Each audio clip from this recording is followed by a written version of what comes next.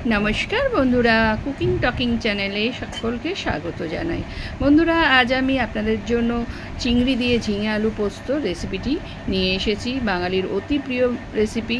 तो रेसिपिटी देखार आगे बंधुरा आपनादेर काछे आवेदन रइलो आमार चैनेलटिके सबस्क्राइब और बेल आइकन प्रेस करार जोन्नो। तो देखे निन किभाबे आमी এই रेसिपिटी तैरी करछि। चिंगड़ी दिए हबे आलू पोस्तो, झिंगे आलू पोस्तो, ताई रेसिपिटी पुरोटाई सर्षेर तेल दिए हबे। ताई कड़ाईते प्रथमे सर्षेर तेल दिए दिलाम, दिए चिंगड़ी माछटा प्रथमे भेजे नेब।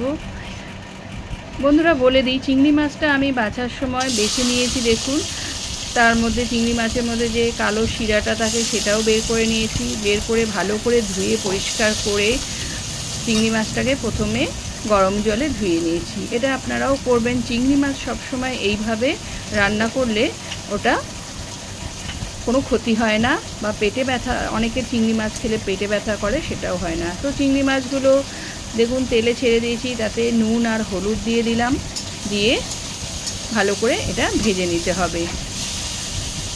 বন্ধুরা চিংড়ি মাছ অনেক সময় যখন কিনি সব চিংড়ি মাছ যে সঠিক থাকে তা না, তার মধ্যে একটা দুটো এদিক ওদিক থাকে, মানে একটা দুটো নষ্টও থাকে। তো সেইগুলো দেখে আমাদের বাঁচতে হবে। যাই হোক, তাই সেই কারণেই ওই কালো শিরা আর ভালো করে গরম জল দিয়ে ধুয়ে নেওয়া। এবার চিংড়ি মাছগুলো দেখুন ভাজা হয়ে গেছে। এবার আমি একটি পাত্রে চিংড়ি মাছগুলো তুলে নিলাম, আর ওই কড়াতেই আরও সর্ষের তেল দিয়ে দিলাম। এবার বাকি রান্নার জন্য যে তেলটুকু লাগবে সেই তেলটুকু দিয়ে দিলাম। তেলটা গরম হয়ে গেলে এটাতে একটু ফোড়ন দিতে হবে। যেহেতু এটা পোস্তর রান্না, পোস্ততে সব সময় কালো জিরে ফোড়ন দিলে বেশি টেস্ট হয়, তো সেই জন্য আমি কালো জিরে ফোড়ন দিয়ে দিলাম। সর্ষে পোস্ততে সবসময় কালো জিরে ফোড়নটাই বেশি টেস্টি লাগে। এবার কালো জিরেটা একটু ভাজা হয়ে গেলে যখন গন্ধটা উঠবে তখন আমি কেটে রাখা পেঁয়াজ দিয়ে দিলাম। পেঁয়াজগুলো একটু নেড়ে চেড়ে নিয়ে ভেজে নিতে হবে। ভেজে নিয়ে আমি এদিকে পোস্তটা বেটে রেখেছি, একটা ভাজা হয়ে গেছে। দেখুন পেঁয়াজ পোস্তটা একটা দুটো কাঁচা লঙ্কা দিয়ে বেটে রেখেছি, ওটা আর দেখালাম না। এবার ভাজা হয়ে গেছে পেঁয়াজ, সেই ভাজা পেঁয়াজের ওপর আমি আলু দিয়ে দিলাম। আলুটাকে নেড়ে চেড়ে নিতে হবে, ভালো করে ভেজে নিতে হবে। আর যাতে কিছুটা সেদ্ধ হয়, কিছুটা মানে এখানে 75% আলুটা সেদ্ধ করতে হবে। কেন সেটা বলছি পরে, আস্তে আস্তে দেখুন। এবার আমি নুন দিয়ে দিলাম, আর নুন দিয়ে এমনিতেই সর্ষের তেলে হলুদ কম লাগে, তাই একটু কম হলুদ। তার মধ্যে পোস্ততে একটু হলুদ কম দিয়ে রান্না করলে বেশি ভালো লাগে। নুন দিয়ে হলুদ দিয়ে আলুটাকে নেড়ে চেড়ে নিয়ে এবার এটাকে ভাজা হওয়ার জন্য আর হাফ সেদ্ধ হওয়ার জন্য, হাফ না হাফের একটু বেশি সেদ্ধ হওয়ার জন্য আমি এবার ঢাকা চাপা দিয়ে দিলাম।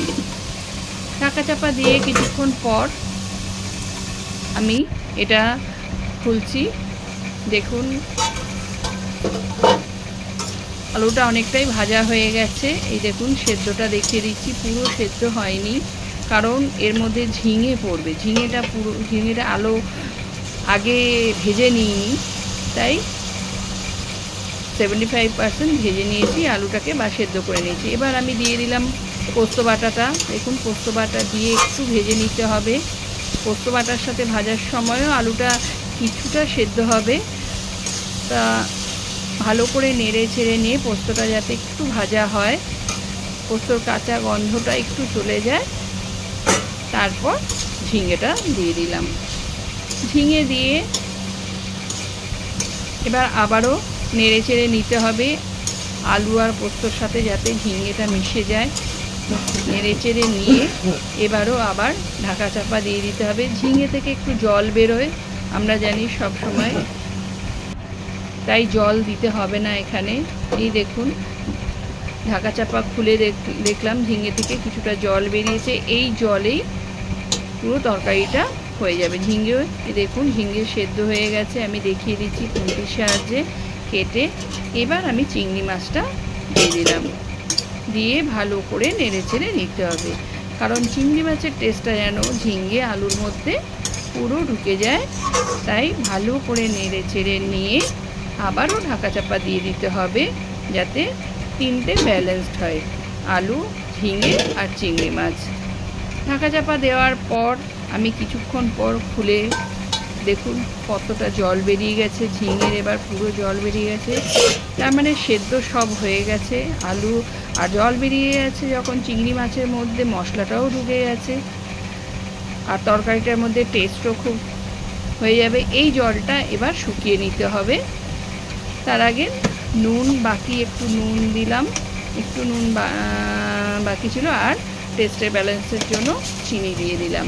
দিয়ে যতক্ষণ না শুকিয়ে যাচ্ছে এইভাবে নেড়ে চেড়ে নিতে হবে।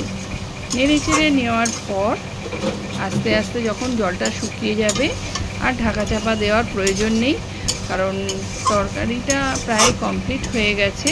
তাই এইভাবে নেড়ে নেড়ে একটু শুকিয়ে নিতে হবে। পোস্ত একটু শুকনো শুকনোই ভালো লাগে। এবার স্ট্যান্ডিং টাইমের জন্য রেখে দেব। বন্ধুরা, স্ট্যান্ডিং টাইমের পর দেখুন অনেকটা শুকিয়ে গেছে।